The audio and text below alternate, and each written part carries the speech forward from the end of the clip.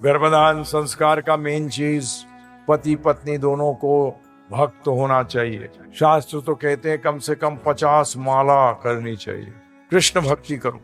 शास्त्रों में आया, हमने एक वैष्णव से सुना है कि जब हिरण्याकश्यप अपनी पत्नी के साथ संभोग कर रहा था तो उसने पत्नी ने पूछा कि अरे आप लौट के क्यों आ गए? बोले वहां एक तोता बैठा हुआ था, नारायण नारायण नारायण कर रहा था। उसी टाइम उसका वीर्यपात हुआ, जिसके कारण प्रहलाद महाराज पैदा हो गए। सिर्फ नाम मात्र से क्या हो गए? प्रहलाद महाराज आ गए गर्भ में। उसने कहा कि अरे वो एक तोता आके नारायण नारायण कर रहा था, ये शिव जी की उपासना कर रहे थे। क्यों? ब्रह्मा जी ने कहा मैं नहीं दे सकता तुम्हें।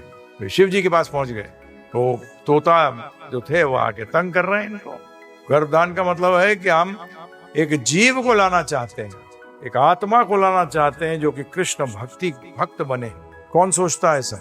बेटा आएगा मेरा क्या चलाएगा? कुल चलाएगा। अबे पता नहीं कितनी बार तू पैदा हो गया, कितने कुल पैदा कर दिए तूने।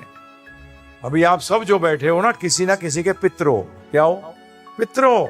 पिछले जन्म में मरे, पिछले या पिछले से पिछले में कभी मनुष्य रहे होंगे, जब पितर तो बनेंगे ही शरीर त्यागने के बाद, हैं जी।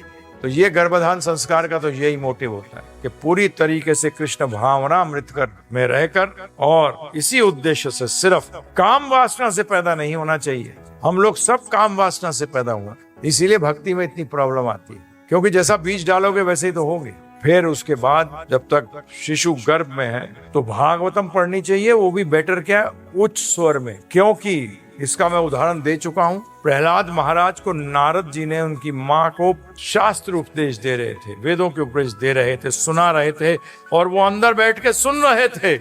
ऐसे ही अर्जुन जो थे वो चक्रव्यूह की रचना को कैसे किया, तोड़ा भेजा जाता है, अपनी पत्नी सुभद्रा को बता रहे थे, और अंदर बैठे अभिमन्यु जी सुन रहे थे। पढ़ने से ज्यादा इफेक्टिव क्या है? सुनना। इसीलिए उल्टी सीधी बातें नहीं होनी चाहिए। तो पहला इफेक्ट सुनने का, फिर आंखों का। ये गर्भधान संस्कार का मेन है। संस्कार का मतलब होता है शुद्धि। क्या?